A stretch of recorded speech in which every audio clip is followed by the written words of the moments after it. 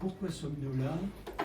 À l'initiative, je vous l'ai dit tout à l'heure, je ne le répète pas, depuis vous le savez maintenant, nous sommes là pour faire, non pas contrepoids, mais contrepoint au sommet. Il y a le sommet. Les journalistes sont venus pour le sommet. C'est d'ailleurs une partie d'entre eux sont pris quand même ce matin là-bas. C'est pour ça qu'ils ne peuvent pas être là. Ils vont venir peut-être au fur et à mesure que c'est. En tout cas, il y a les enregistrements. Nous sommes là parce qu'il y a le sommet. Le sommet, c'est le 3e en France, c'est le 19e au total, c'est le 3e en France. Il y a eu un premier sommet qui a été convoqué en 1982, en février 82, par le président Mitterrand. Pourquoi y a-t-il eu le premier sommet de la francophonie? Parce qu'avant, je vais être assez bref sur cette histoire, mais c'est à savoir quand même, parce qu'avant, il y a eu toute une période disons, des années 60, prolongée dans les années 70, temps de Gaulle, temps de Pompidou, une période remarquable où il y avait une connivence, une osmose, une symbiose entre l'État, en France, l'État, et la société civile, c'est-à-dire nos associations. C'était du côté société civile l'époque de nos paladins de la langue française et de la francophonie, dont Rossillon, dont je parlais tout à l'heure, et Rossillon, Philippe, était, disons, avec Bernard Dorin, avec quelques autres, était le plus actif dans toute cette mouvance assez extraordinaire des années 60, où il y avait un véritable bouillonnement d'idées pour le français et la francophonie, et ça se passait en même temps au Québec avec la Révolution tranquille de 1960, ça se passait un peu ensuite, c'était pas de révolution, mais tout de même d'une manière fort intéressante, avec des gens comme Roland Béglin. Ça se passe. C'était le Jura. Comment? C'était le canton du Jura. Oui, c'était le canton, bah oui, mais c'était en Suisse. Celui qui est devenu aujourd'hui le canton du Jura. C'est le canton suisse du Jura. Roland Béglin, oui, alors c'était pas un roman au sens propre du terme, c'est ça que vous voulez dire? Oui, c'est un roman. D'accord. En tout cas, alors, la Suisse romande et jurassienne, il faut dire d'ailleurs de nos jours. Très bien. Oui, alors là, voilà. Du coup, je perds. On va aller à la révolution tranquille, par la suite. Comment? Il y avait Béglin, il y avait. Vous disiez, oui. Il y avait. Alors, il y avait un bouillonnement extraordinaire. Et en Belgique, c'était Lucien Houthers. Et ces gens-là étaient en relation les uns avec les autres d'une manière extraordinaire, à l'initiative notamment des Français, mais pas seulement. Lucien Houthers et Roland Béglin, c'était des gens qui poussaient vraiment. Alors, de toute cette comment dirais-je, floraison, de tout ce bouillonnement, est sortie une pression forte, accentuée aussi par les présidents africains qui, c'était l'époque des indépendances africaines, faisaient pression sur le gouvernement français, sur De Gaulle, qui n'était pas forcément enthousiaste pour ça, il faut bien le dire au début, en tout cas, pour qu'il y ait une francophonie. Ça s'est fait, ça a mûri, ça s'est fait, ça existe. Elle existe avec les institutions créées à l'initiative de nos paladins en France et pour la francophonie, c'est-à-dire l'OIF, ça existe maintenant. Voilà. Il y a donc un sommet qui, dans cette période, n'est pas particulièrement brillante pour la langue française et la francophonie. Nous sommes, en fait, dans une situation où, contrairement à ce qui se passait à la grande époque, l'État, je parle de la France, l'État, dans ses trois fonctions régaliennes, est déficient complètement en ce qui nous concerne. C'est-à-dire que l'exécutif, il y a l'exécutif, le législatif et puis le judiciaire. L'exécutif et le judiciaire côte à côte, bien sûr, complémentaires, vous savez, eh bien, sont non seulement déficients en matière de langue française et de francophonie, mais sont devenus presque, comment dirais-je, méfiants ou hostiles à l'égard de toutes les initiatives qui sortent de la société civile pour agir en faveur de la langue française et de la francophonie. Alors il reste le législatif, que nous travaillons beaucoup, il y a un peu plus de chance, surtout maintenant avec, un, les élections, et deux, la dissolution et ce qui en est résulté. Voilà, c'est le champ régalien que nous continuons à travailler, mais l'exécutif et le judiciaire nous a complètement lâchés depuis des années. Alors il n'y a plus que nous, la société civile. Donc il faut exister, marquer que nous existons. C'est pour ça que nous avons voulu faire plusieurs choses. Alors il y a une marche qui est organisée. J'en parlerai peut-être à la fin lorsque je vous inviterai à rejoindre cette marche parce qu'elle commence dans l'après-midi. C'est d'ailleurs Kléber-Rossillon qui l'organise avec Patrick Lozès. La société civile actuellement, les associations se divisent en deux groupes importants. L'un, c'est le groupe de l'AFAL, l'association francophone d'amitié et de liaison, AFAL. L'AFAL donc, et puis nous, le groupe au Conseil, avec ses 38 associations, ses 198 personnalités, on l'a créé pour faire comme on l'avait fait pour ALF, son principal pilier administratif et financier du Haut Conseil. Comme on l'avait fait pour ALF il y a 32 ans, eh bien, c'est le rôle politique, c'est plus simplement le bon usage de la langue française, le respect de la grammaire, de la syntaxe, etc.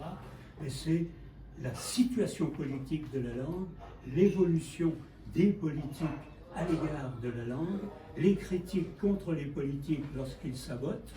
C'est le cas à l'heure actuelle, c'est ce que nous avons fait encore récemment dans une lettre ouverte au président de la République datée du 3 septembre de cette année.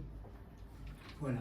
Donc l'idée, elle est là, elle est de faire un contrepoint. Et pour faire ce contrepoint, nous voulons tout simplement non pas faire une série de critiques, on comprend le contexte, hein, mais ça y est, ça suffit.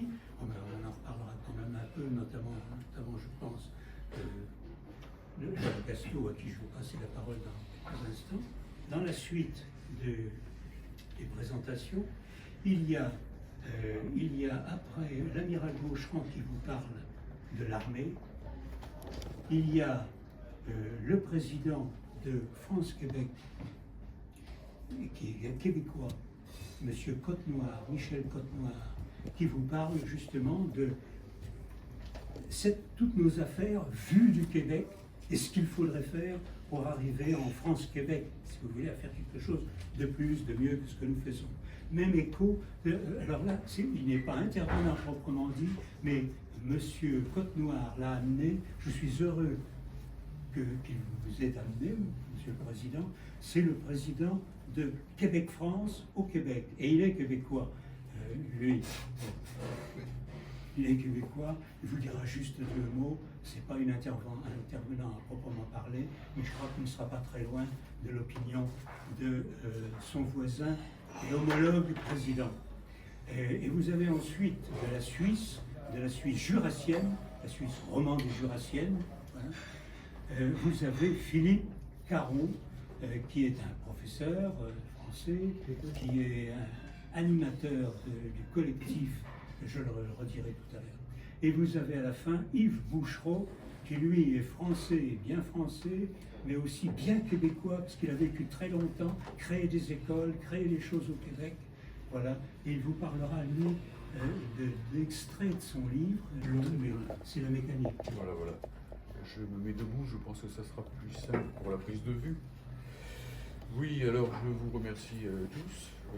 J'ai le sentiment qu'il n'y a pas grand monde comme journaliste représentant de grands journaux, mais c'est habituel, malheureusement. Et ce n'est pas parce qu'ils n'ont pas été prévenus. Et donc c'est déjà un premier fait qu'il faut bien qualifier d'assez lamentable et qui montre bien qu'il y a, alors je n'emploierai pas un mot strictement français pour le dire, il y a une espèce d'omerta, hein, de voix du silence sur l'étouffement de notre langue dans notre propre pays. On dirait que, bon voilà, ce sujet, il a été décidé qu'il n'existait pas et qu'il n'existerait pas.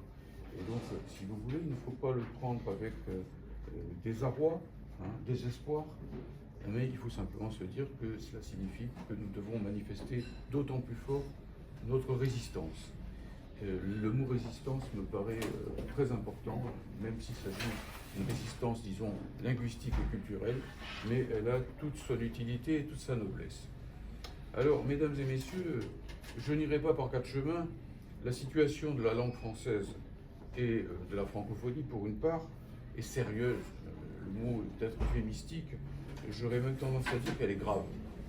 Et cela, malgré les discours lénifiants qui ont été tenus ces jours-ci par les autorités françaises et par le président de la République, et tous ceux qui célèbrent, qui, comment dirais-je, encensent la langue française, mais qui ne la défendent pas, et ma foi, au contraire, l'enfoncent.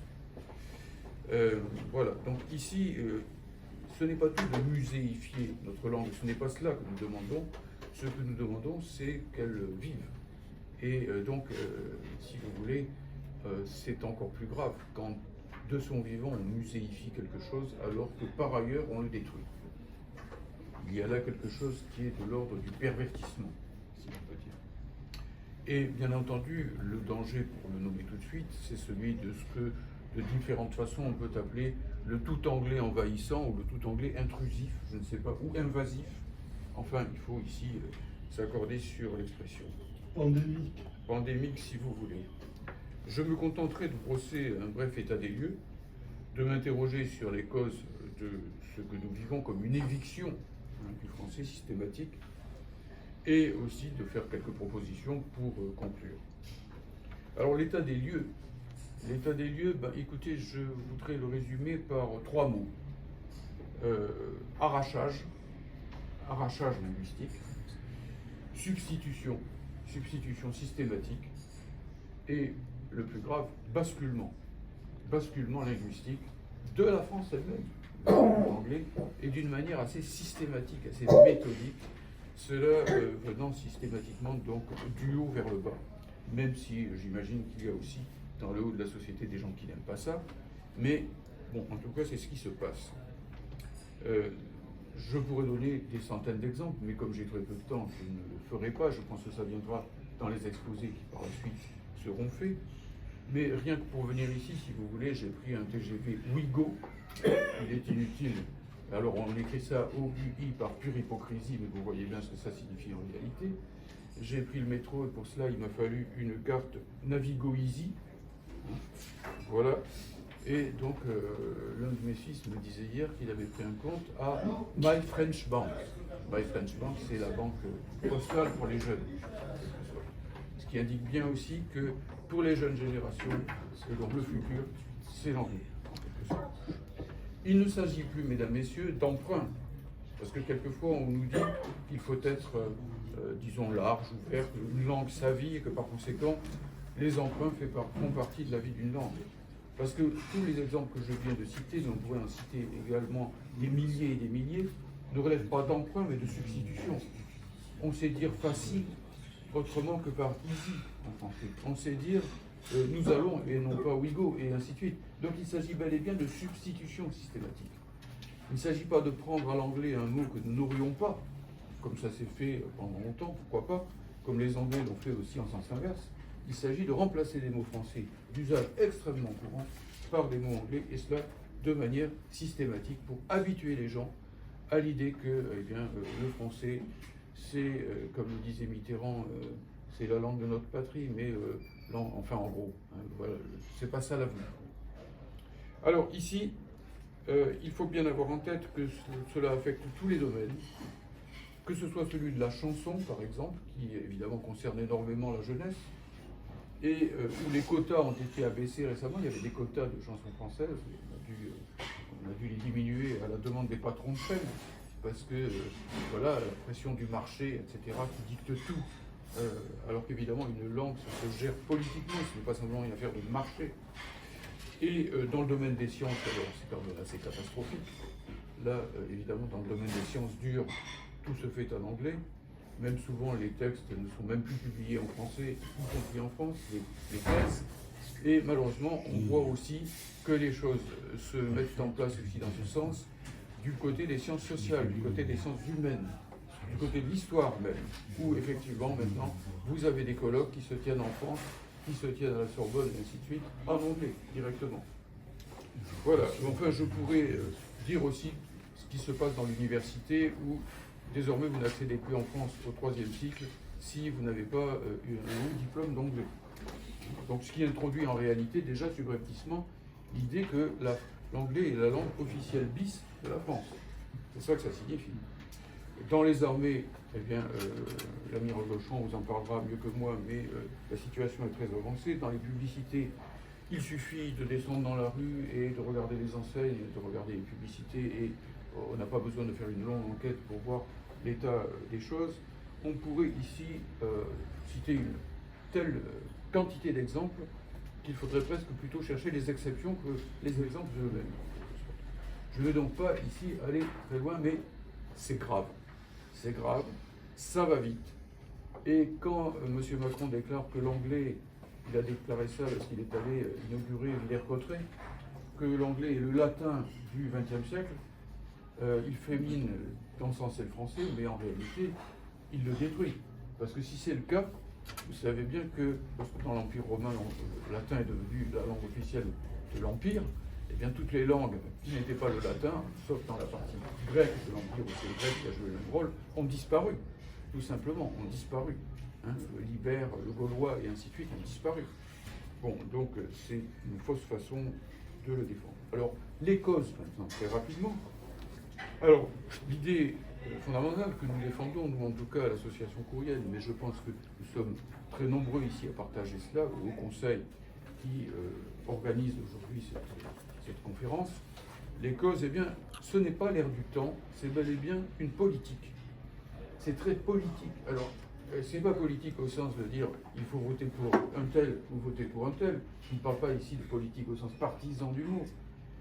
Mais évidemment, quand on voit ce qui se passe dans le pays, on ne peut pas ne pas considérer que c'est politique. Il y a par exemple eu, à l'époque de Jacques Chirac, la loi Toubon. La loi Toubon qui était destinée à protéger le français contre l'anglais. C'était clair et net à l'époque. Et l'Assemblée nationale, toutes tendances confondues, avait voté pour cette loi. Je crois qu'il n'y a eu que quelques abstentions, mais sur presque, plus de 500 députés avaient voté pour. Cette loi est constamment contournée, violée, et lorsque nos associations portent plainte au titre de la loi Toubon, eh bien, elles ont toutes les peines du monde à se faire entendre. Il y a toujours un juge qui trouve qu'il y a une trace de doigt à la page 4 de la plainte et que donc ce n'est pas valable, et ainsi de suite. On dirait qu'il y a véritablement ici une volonté de, non pas l'appliquer, mais la désappliquer. Alors ici, soyons vraiment clairs, je cite simplement la phrase de Richelieu qui disait « Faire une loi et ne point la faire exécuter, c'est autoriser ce que l'on prétend interdire. » Alors, il y a le mauvais exemple permanent de l'Europe aussi, de l'Union européenne, puisque la Commission européenne, pour commencer, le parquet européen, et donc en gros aussi, je crois qu'il y a une troisième institution qui est la Cour des comptes. La Cour des comptes européenne travaille désormais en anglais, et exclusivement en anglais, c'est leur langue de travail, officiellement. Personne n'a rien dit à cela, bien qu'ici les traités européens soient bafoués, puisqu'ils précisent à tout instant qu'il faut respecter la personnalité des États membres, et quand même, la langue est un élément central de la personnalité d'un pays. Il y a évidemment les colloques organisés par notre président ici même, lorsqu'il fait un colloque économique, il l'appelle Choose France. Lorsqu'il fait un colloque technologique, c'est French Tech. Lorsqu'il fait un colloque sur l'écologie en France même, ça s'appelle Make the Planet Great Again, et ainsi de suite. Bref. Alors, à l'arrière-plan de tout cela, Eh bien, évidemment, on peut se dire que, bien sûr, il y a la construction de l'État fédéral européen, dont on veut sans doute faire de l'anglais la langue officielle. Il y a le marché transatlantique, le grand marché transatlantique. Il y a le marché du travail, de la force du travail. On essaie d'augmenter ce marché de la force du travail à l'échelle européenne ou mondiale. Enfin bref. Nos revendications, eh bien, c'est d'abord évidemment de renforcer la loi Toubon, parce qu'il y a beaucoup de trous dans la raquette, et aussi de l'appliquer, strictement. Ça ne sert à rien de faire des lois qu'on n'applique pas ensuite. C'est de rétablir le pluralisme linguistique dans l'Union européenne, et je ne vais pas plus loin ici, je rappelle simplement la belle phrase de l'italien Umberto Eco, qui disait que la langue de l'Europe, c'est la traduction. Et puis, il y a aussi les perspectives, elles ne sont pas toutes si sombres que ça, puisqu'à l'échelle mondiale, un certain nombre de pays semblent comprendre que le passage à la langue unique mondiale, parce que c'est vers ça qu'on irait, serait une catastrophe culturelle et, je dirais même, anthropologique, puisqu'il est essentiel à l'être humain d'avoir une diversité culturelle. Et s'il n'y a plus de diversité, il n'y a plus de culture. On voit par exemple que donc, les Chinois, les Russes, les Indiens légifèrent et agissent pour défendre le russe, le chinois ou le hindi, etc. dans leur propre pays. Et évidemment, l'exemple le plus beau est celui du Québec. Quelquefois, je me dis que la France n'est plus en France, qu'elle est là-bas. Vraiment. Et donc, effectivement, c'est dans cette direction que nous devons aller et non pas tenir des propos sans cesse lénifiants quand on voit aussi que la francophonie est quand même attaquée et que des pays, par exemple du Maghreb, font basculer l'enseignement de la première langue du français vers l'anglais. Et que personne ne dit rien. Il ne s'agit pas évidemment de colonialisme en la matière, mais il s'agit aussi d'ouvrir les yeux, de se rendre compte que tout ne va pas si bien qu'on nous le dit. Pour finir, ma résistance au tout anglais invasif a de multiples implications sociales, nationales, culturelles, voire anthropologiques. La France sans la langue française, ce serait un couteau sans manche dont on aurait jeté la lame. Et au niveau mondial, effectivement, la mise à l'écart de la francophonie serait un coup dur grave pour toute l'humanité, parce que c'est encore un rempart mondial pour la diversité linguistique. Et si ce rempart cède, ça serait évidemment très grave, y compris pour l'allemand, pour le polonais, pour toutes les langues du monde, pour l'anglais lui-même, qui serait remplacé par le globish d'aéroport, et donc avec un affaiblissement culturel de grande ampleur qui nous menace tous. Voilà, j'ai fini.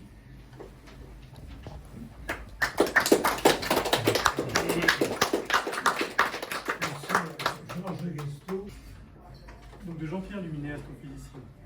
Si la francophonie a toujours revêtu pour moi une importance particulière, c'est parce que j'exerce une double activité de chercheur et d'écrivain. En tant qu'écrivain, je suis amoureux des beautés du français, de sa musique, de ses subtilités, mais aussi de ses complications que nombre d'idéologues du jour et pédagogues autoproclamés voudraient supprimer. L'expression littéraire me permet également de combler le déficit d'expression qui est attaché à mon activité scientifique.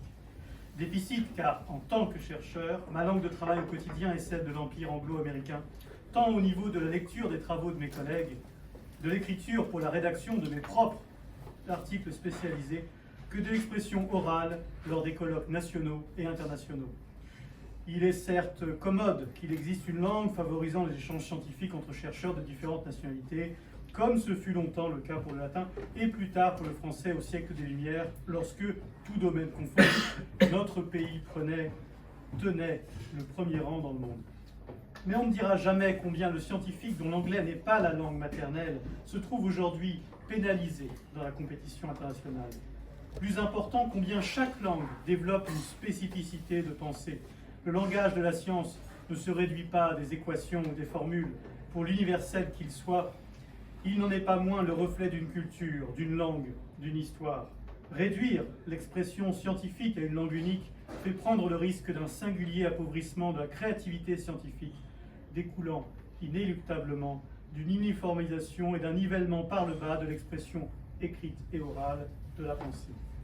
En l'an 2000, invité au Forum économique de Davos à un dîner sur l'avenir de la francophonie, présidé par M. Raymond Barre, j'avais déjà eu l'occasion de prendre la parole pour insister sur le devoir des chercheurs, des écrivains et des artistes de notre pays de se faire les ambassadeurs de notre langue.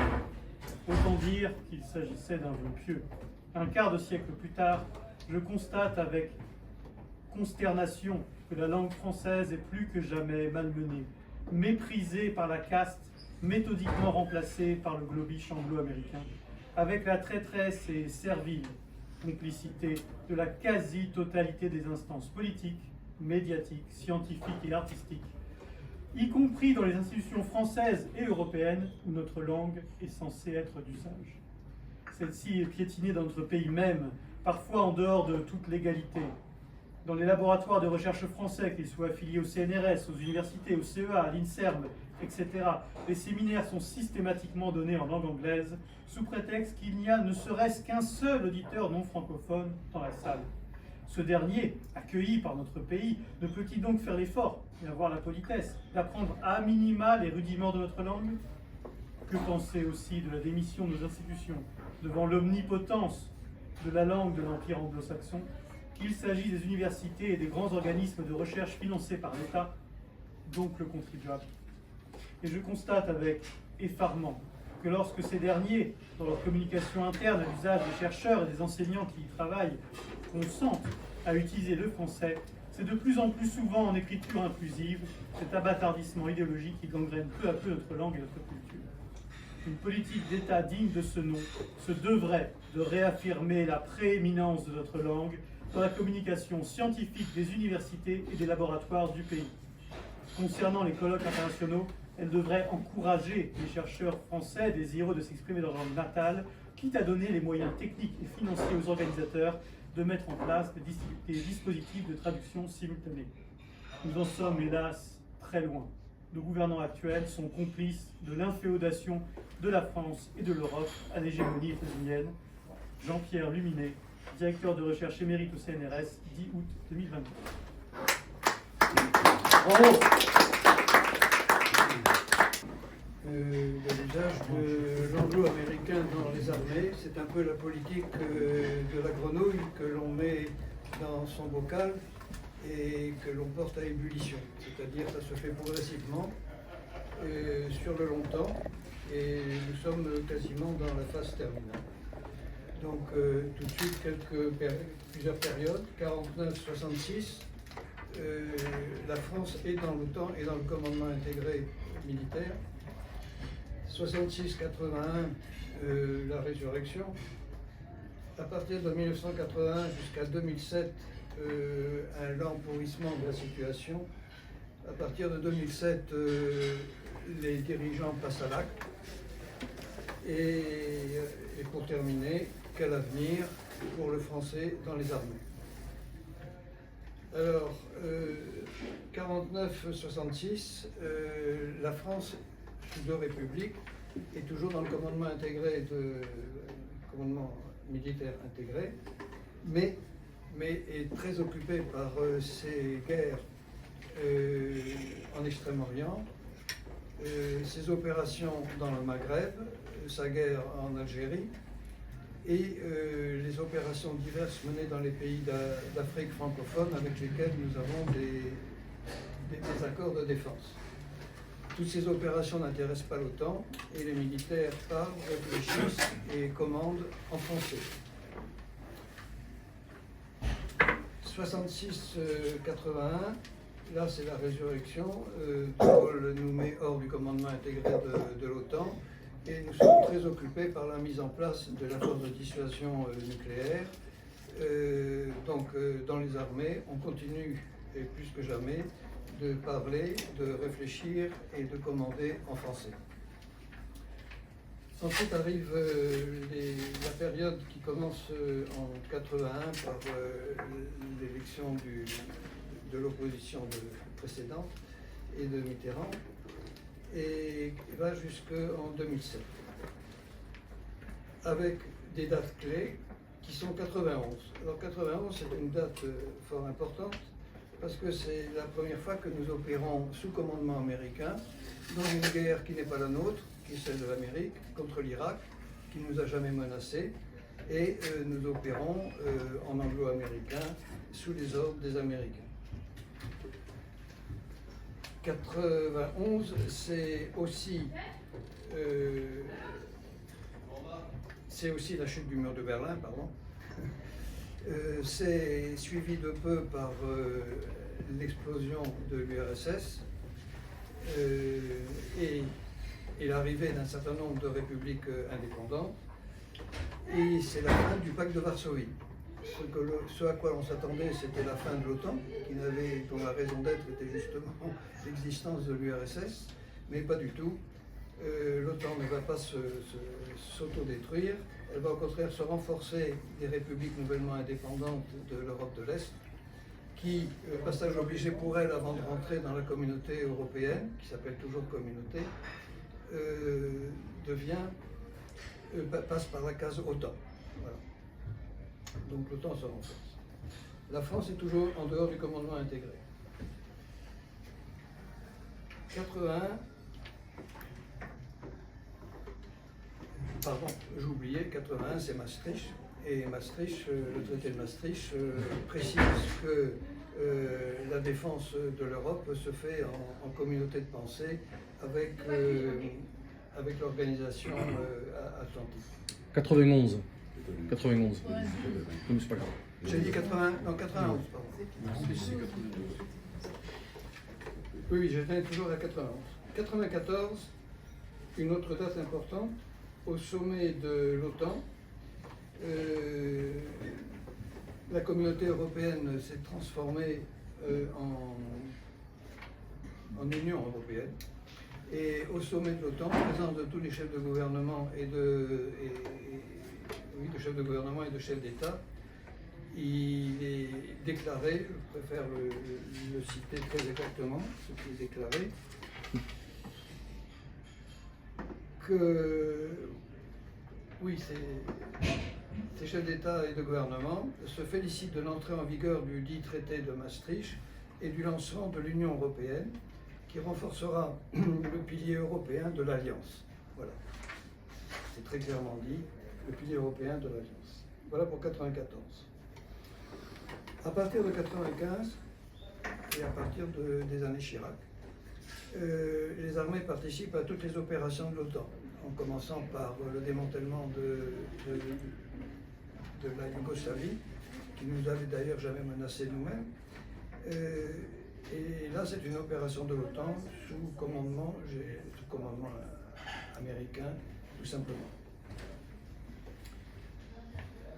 95, enfin les années 95, les années Chirac, c'est aussi la fin du service national et la militarisation, la professionnalisation des armées. Car il est quand même plus facile d'angliciser une armée de professionnels, plus réduite, et qui est là sur le longtemps, qu'une armée d'appelés qui sortant qui de ses campagnes, qui de ses d'ailleurs, ne sait pas forcément ce qu'est l'anglais. C'est donc le début de la mise en œuvre de la pensée, de la réflexion en anglais et en anglais.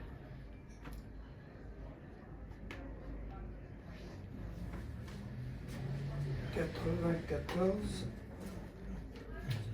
c'est aussi, si je ne m'abuse, non. C'est arrivé en 2007, traité de Lisbonne, non? Alors, 94, oui, les années 95, les années Chirac sont marquées par l'idée de Chirac d'entrer dans l'OTAN. Mais il a été trop gourmand. Il exigeait un grand commandement qui était celui du théâtre de la Méditerranée, ce que naturellement les Américains ont refusé. Il n'était pas question de mettre la 6e flotte aux ordres d'un officier général qui n'aurait pas été américain. Ce qui donne bien la position de ce qu'est l'organisation du commandement intégré, c'est-à-dire le patron c'est les États-Unis et les autres ce sont les vassaux, avec des nuances pour les Britanniques qui entretiennent des relations dites spéciales avec Washington. Arrive l'année 2007. 2007, c'est l'arrivée de Sarkozy au pouvoir, c'est le traité de Lisbonne et la décision prise après 2008 décision sans référendum, sans débat, décision prise par le président de réintégrer le commandement militaire intégré de l'OTAN. Je crois que j'ai dépassé mes 5 minutes.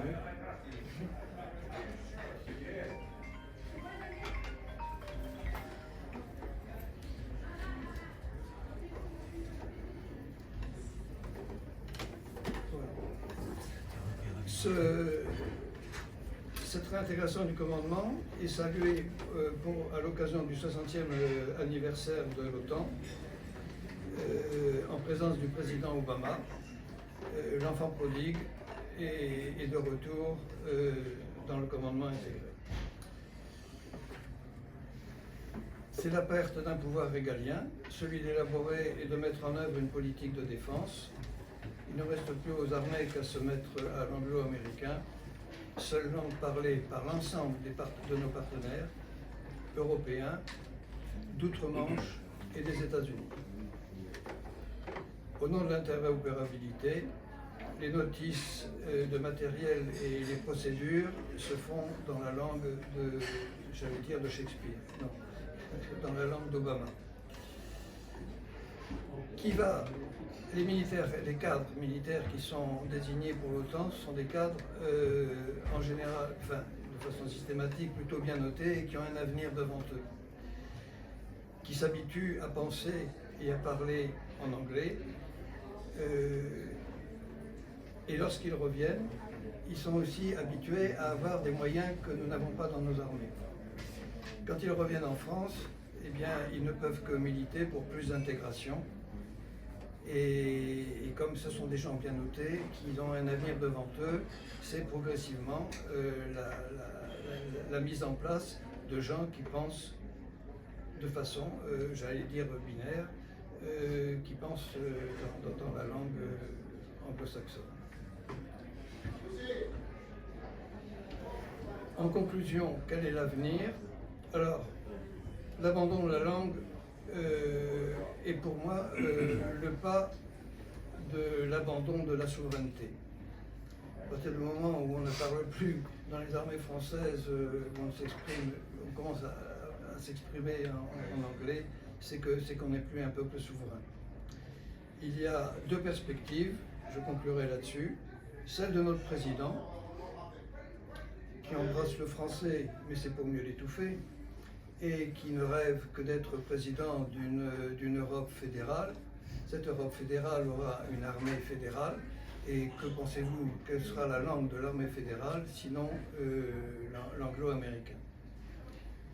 L'autre perspective plus heureuse, à mon sens, est l'explosion de l'Union européenne, comme l'URSS elle-même a explosé au bout de 70 ans, peut-être qu'il ne faudra pas attendre 70 ans, le retour des nations, les retours des nations et le retour des langues dans les nations.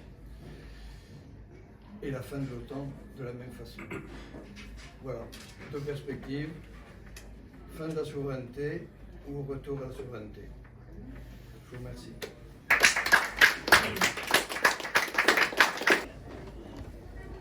Bonjour. Merci, M. Salon et Gaston, d'avoir bien organisé cette journée-là aujourd'hui. J'ai intitulé mon allocution de la manière suivante. La langue française et les illusions perdues d'un Québécois vivant en France depuis 30 ans. Pour mieux comprendre les propos que je vais tenir dans quelques instants, il m'apparaît nécessaire de vous lire un extrait de mon introduction. En effet, à la fin des années 80, je suis venu faire des études de doctorat à Bordeaux. L'une des deux raisons pour lesquelles j'avais choisi la France, c'est parce que je voulais entendre et parler cette belle langue de Voltaire qui était le français. La France, dans ce domaine, était à mes yeux, à l'époque, la référence. Mais les illusions ont vite été balayées, lessivées, anéanties. En effet, quelques semaines après mon arrivée à Bordeaux, je fus invité par un groupe d'amis français à partager un repas avec eux. Lors de l'apéro, la jeune étudiante qui nous avait accueillis me dit « Si tu veux, n'hésite pas, essaye ma rocking chair. » Quel coup de massue mes illusions venaient d'encaisser ce soir-là. Qu'en est-il aujourd'hui de mes illusions en 2024? En 2024, que pouvons-nous faire, que devons-nous faire pour préserver cette belle langue en France, de plus en plus écorchée, martyrisée? Je vous fais grâce d'un douloureux rappel de ces multiples recours à outrance d'anglicisme ou de mots anglais utilisés dans tous les domaines, que ce soit dans la presse écrites, télévisuelles, ou encore dans nos échanges avec nos compatriotes.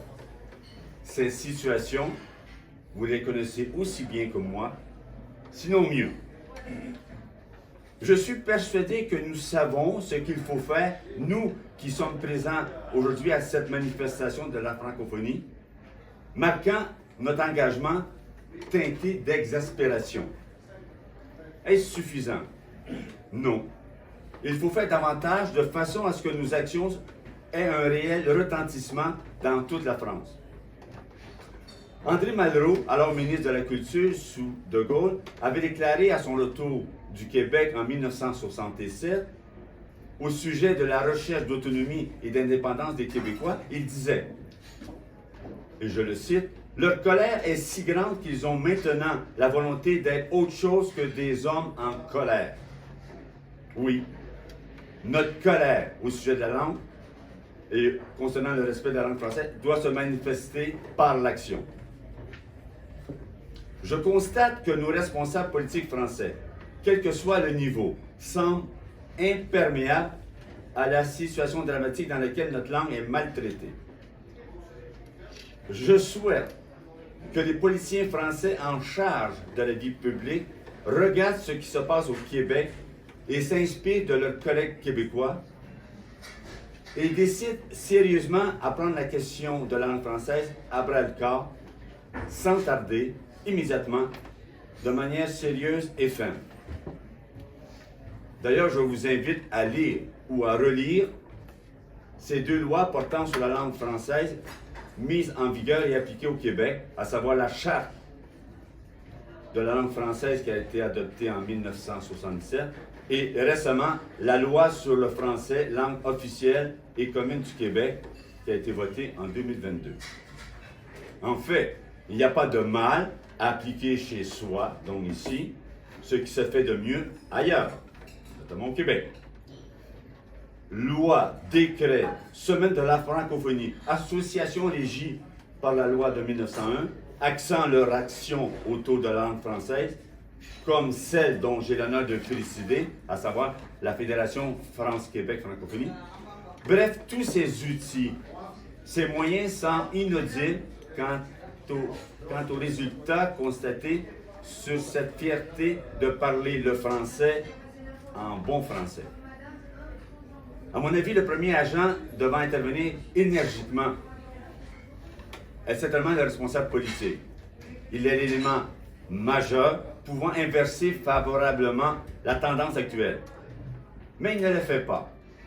Du moins, son action n'a pas d'effet positif pouvant espérer aujourd'hui une nette amélioration de la situation. Alors, que faire? Quelle action pouvons-nous mener à notre niveau comme citoyens? Il me semble qu'il faut sortir de cette tanière et manifester au grand jour. Nous devons nous faire entendre régulièrement par la tenue d'événements réguliers, tels que manifestations, défilés dans les rues, conférences de presse, articles de journaux, entrevues à la radio et à la télévision, et j'en passe. Il faut dénoncer les contrevenants à la législation relative à la langue française. Cela nécessite évidemment une organisation nationale et régionale. Nous sommes capables de nous organiser. N'ayons pas peur, comme le disait Jean-Paul II en 1978, face aux difficultés que nous devons affronter. Sans être mandaté actuellement par un quelconque organisme officiel, je suis disposé à organiser un voyage au Québec si nécessaire, afin que nos amis politiciens français rencontrent des agences de publicité, l'Office québécois de la langue française, le ministre de l'Intégration, ou encore nos amis du réseau Québec-France francophonie qui seraient heureux de nous accueillir. Tous ces acteurs québécois s'engagent de manière soutenue et ferme pour le respect de la diversité linguistique et de la culture de leurs concitoyens. En France, je suis prêt à apporter ma pierre à l'édifice. Pourquoi ne pas organiser un défilé monstre à Paris pendant la semaine de la langue française et de la francophonie en mars 2025? Dans ma région d'adoption, les Bordelais et les Bordelaises vont m'entendre et prendre conscience du combat que nous menons. C'est parti. Voilà. Merci de votre attention.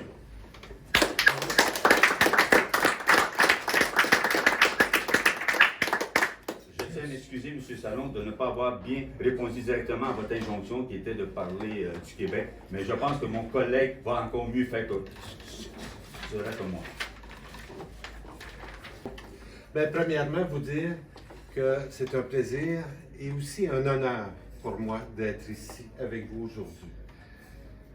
Et c'est quelque chose de très significatif d'être au milieu de gens pour qui la défense et la promotion de la langue française, ici, en France, est un objectif important sur lequel travailler. Chez nous, au Québec, c'est une constante. Entouré de personnes ayant la langue anglaise comme langue maternelle, nous devons toujours rester vigilants pour nous assurer qu'effectivement, on maintient toujours de façon très vivante notre langue. Or, quand on fait ça seul, c'est difficile. Quand on sait qu'on retrouve la même préoccupation de l'autre côté, ici en France, c'est un élément extrêmement important pour nous.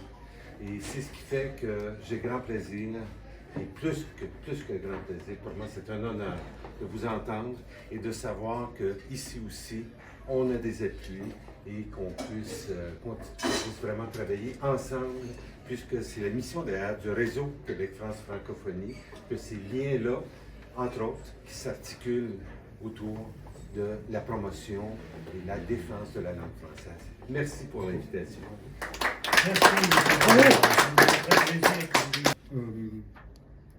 Écoutez, dans le message imaginé suivant, je m'adresse à la France. Je personnifie ici. Parlez un peu plus fort. Oui, vous m'entendez bien?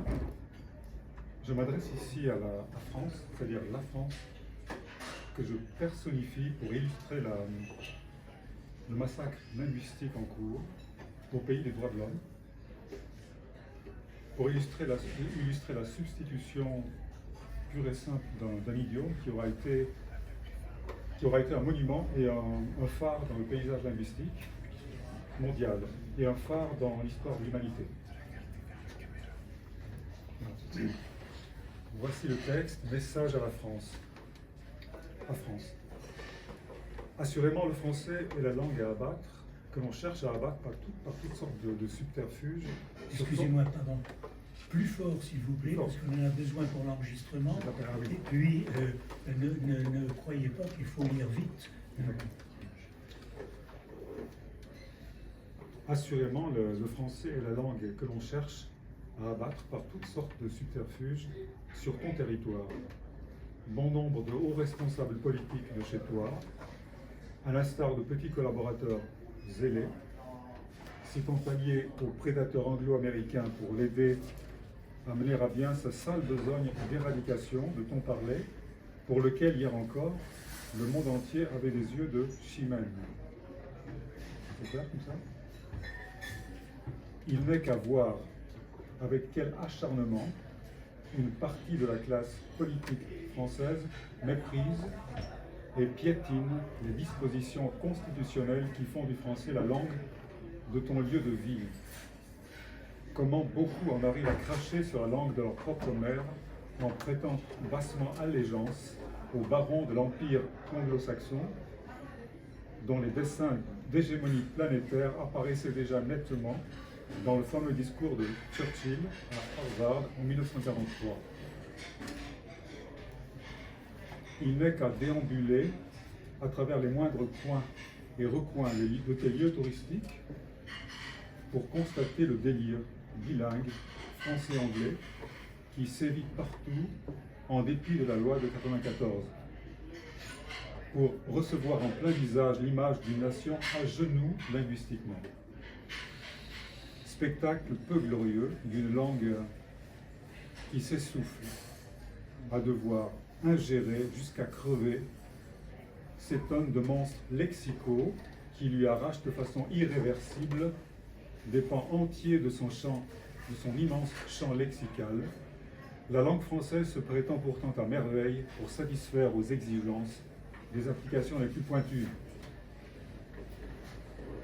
Chère langue française, chère France, tes enfants et la francophonie tout entière sont dupes en ce moment d'une gigantesque escroquerie langagière qui leur fait éructer toute la sainte journée d'imbuvables dénominations aussi imprononçables et impropres à l'articulation française que sont les Facebook, FaceTime, WhatsApp et toute une indigeste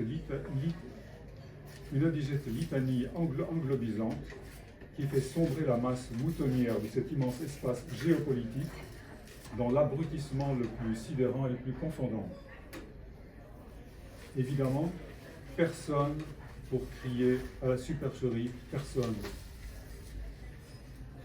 Ô douce France, dire que tes gouvernements successifs auraient pu, en un claquement de doigts, rien qu'au tournant de ce siècle, se dresser contre la barbarie de cet ultralibéralisme linguicide.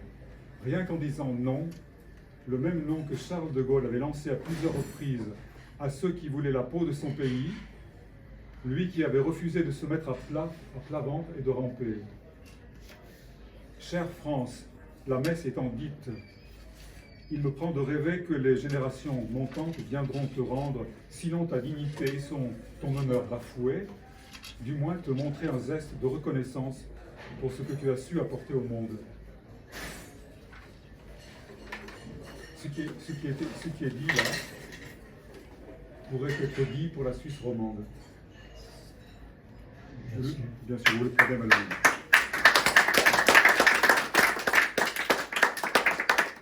J'ajoute que M. Cadre nous a aussi envoyé des papiers intéressants, un début de conférence qu'il avait rédigé, bien sûr, et vous le trouverez. Vous trouverez aussi autre chose, ça s'intitule « Chez les La Fontaine, un matin de décembre ». Et il y a 4 pages de ça, là, très intéressant, 3 pages, pardon, qui sont une liste d'anglicismes courants en Suisse. Vous verrez, vous reconnaîtrez la situation française. C'est pas seulement et vous avez là un exemple suisse en 10 exemplaires. Monsieur Salon, ce n'est pas seulement la Suisse qui est concernée. Comment? C'est la France, la Suisse et la France. Dans les anglicismes. Dans les anglicismes, ça concerne la France et la Suisse. Ça concerne Oui, la sûr, France et la Suisse. Oui. Est-ce que je pourrais ajouter quelque chose pour la Suisse? En ce qui concerne la Suisse romande, est-ce que je peux ajouter quelque chose? Je serai bref. Très bref. D'accord, très bref. Vous pouvez prendre chaque Allez-y, allez-y. Allez-y. La Suisse est devenue, en un rien de temps, un état de non-droit linguistique, en dépit d'une constitution où le plurilinguisme est inscrit dans la loi sur les langues. Seulement ces dispositions législatives ainsi que les nombreuses ordonnances successives, censées garantir le respect et la protection de tous les groupes linguistiques, sont jetées aux orties, à l'instar de la loi Toubon dans l'Hexagone. Les registres de commerce cantonaux achevant le travail de sape de l'anglo-américain.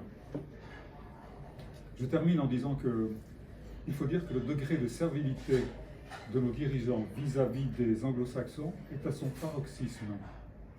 Et que même si certains voulaient ruer dans les brancards, ils seraient vite rappelés à l'ordre par les milieux économico-financiers anglomanes qui ont pignon sur toutes les avenues et les rues du pays. Très juste.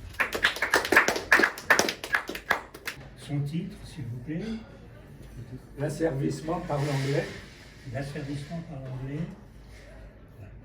Alors, Je cite d'où j'ai trouvé ça. Oui. alors, nous sommes convenus avec M. Bouchereau, je lirai quelques articles. C'est moi qui les ai choisis, pardonnez-moi, mais lisez seulement ceux-là. Mais ils sont très, je crois, bien percutants. Vous étiez d'accord, hein? Oui, Voilà, alors, s'il vous plaît. oui. Oui, donc, d'où vient ce titre, excusez-moi, l'asservissement par l'anglais? Dans sa vie d'Agricola, l'historien romain Tacite relate la conquête de la Bretagne, c'est-à-dire de la Grande-Bretagne. Il écrit à propos de la facilité avec laquelle les peuples barbares acceptaient de perdre leur identité pour se romaniser. Dans leur imprévoyance, ils appelaient civilisation ce qui contribuait à leur asservissement. Et moi j'ai ajouté le discours de nos soi-disant élites à 2000 ans. Donc il n'y a rien de nouveau. Ouais. Tout à fait pertinent aujourd'hui. Je citerai aussi rapidement quelqu'un dont tout le monde a entendu parler, je pense, qui s'appelait Charles de Gaulle, et qui a dit « Le snobisme anglo-saxon de la bourgeoisie française est quelque chose de terrifiant. Il y a chez nous toute une bande de lascars qui ont la vocation de la servilité. » Bon, c'est pas n'importe qui a dit ça. Oui. Alors, l'introduction de mon livre, M. Salon a choisi quelques articles. Alors, j'ai commencé par dire « Ce pamphlet n'est pas écrit contre la langue anglaise, mais pour la langue française. Une minorité de Français, mais aussi de Belges, de Suisses et de Québécois, influente, puissante, s'attaque à notre langue commune, le français, aidée et parfois manipulée par des intérêts étrangers, sans oublier l'aplaventrisme de nombre de francophones devant les Américains. C'est cela qu'il faut combattre. Le peuple français doit donc prendre conscience et conforter et forcer notre gouvernement à prendre des mesures radicales qui s'imposent afin qu'à terme, notre langue commune, le français, ne soit pas remplacée par l'anglais. Il est tout à fait invraisemblable que la France soit la grande puissance non anglophone la plus anglicisée du monde. En effet, dans ce domaine, la France se classe devant la Chine, l'Arabie saoudite, l'Égypte, le Brésil et bien d'autres. Ça vient de l'avenir de la langue française, c'est là que j'ai pris ça. Oui. Le navire amiral de la francophonie, que devrait être la France, est devenu un vieux rafiot poussif. Une réaction indispensable sous toutes sortes de formes s'impose, donc qui doit venir de la masse des Français pour suppléer à l'inaction et à la complicité de nos gouvernements successifs. Des mesures coercitives sont nécessaires. Certes, il faut informer les Français, les rendre conscients de ce problème par des campagnes dans tous les médias et l'intervention permanente du gouvernement, mais cela ne suffira pas. Comment se fait-il qu'aucun homme, aucune femme politique ne parle de la sauvegarde et de la promotion de la langue française? En revanche, on ne compte plus ceux ou celles qui font la promotion de l'anglais en France en rabaissant notre langue. Il est anormal que le français soit populaire partout dans le monde, à l'exception des pays francophones européens. Le français devrait être considéré comme un bien national, au même titre que nos territoires. Aucun organisme, individu ou entreprise, pour ne pas parler de nos services publics, ne devrait s'arroger le droit de remplacer le français par une autre langue. Une loi s'impose.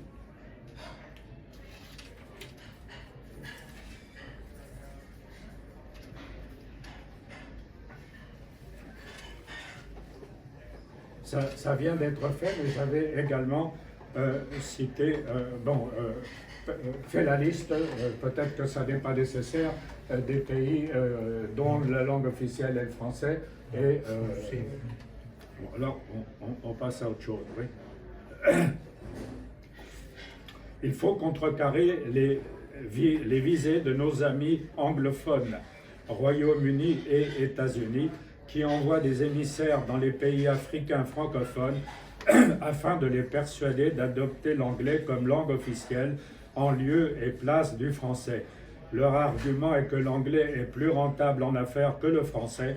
Or, le taux de progression économique des pays africains francophones est bien supérieur à celui des pays anglophones. Pardon. Ce sont des chiffres des Nations Unies. Ça, écoutez bien, les chiffres, vous les avez pris à Zouari, justement. Exactement. Bon, oui. eh Je ne bien, l'aurais pas mentionné s'il avait été là. Oui. Écoutez, il faut faire très attention à ce qui vient maintenant, parce que c'est une démonstration qu'on ne voit nulle part. Oui, c'est ce que je voulais dire. Disons que l'Afrique francophone est devant en termes de croissance, devant les anglophones. Oui, Disons. Il va le dire. Oui, donc j'avais pris quelques exemples, oui. Le Cameroun, c'est progression économique 2023. Oui, Cameroun 5,6%, le Sénégal 5,3%. Doucement, hein, doucement, faut bien mettre ça dans la tête. La Mauritanie, tous les 4. journalistes présents. Oui, la Guinée 4,6, la République démocratique du Congo, c'est-à-dire Congo-Kinshasa, 6%, la Côte d'Ivoire 6,6%. Quelques exemples de pays anglophones, Afrique du Sud 1,9%, Angola 0,4%, Nigeria 2%. L'Angola, c'est lusophone, c'est pas anglais. L'Angola, c'est lusophone. Oui, pardon.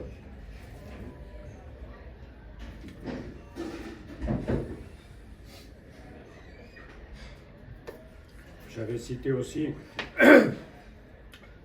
justement en parlant de la République du Congo, l'agglomération francophone la plus peuplée est aujourd'hui Kinshasa, suivie de Paris, Abidjan, Montréal, Dakar et Casablanca. Oui. On m'a déjà dit, quand je parle de Kinshasa, que, à vrai dire, tout le monde ne parle pas français, mais c'est faux. Environ 95% des gens parlent français, pour la bonne raison qu'au Congo-Kinshasa, il y a environ 250 dialectes, et quand les gens se retrouvent dans les grandes villes, le seul moyen de communiquer entre eux, c'est d'apprendre le français, ce qu'ils font. Donc Kinshasa est vraiment la plus grande agglomération francophone au monde actuellement, hein, à dépasser Paris. Hein. J'avais parlé aussi des sciences. On laisse faire ça. Oui. Il y a une partie de mon livre dont je ne parle pas qui s'appelle Le rêve. Alors là, j'imagine que enfin on a été entendu et que tout le français revient en force. Alors j'ai écrit tout ce paragraphe avec le plus d'humour possible. Oui. Et peut-être la conclusion rapidement. Oui. Certes, c'est important. Alors, comme notre longue histoire le prouve, avec de la volonté, tout est possible. La France a connu des heures de gloire, mais aussi de grands malheurs. Elle s'est toujours redressée. L'heure de la vérité a sonné une fois de plus. La France ne doit pas perdre son identité. La résistance doit s'organiser pour la sauvegarde de nos biens les plus précieux, notre langue et notre culture. Voilà, à peu près. Oui.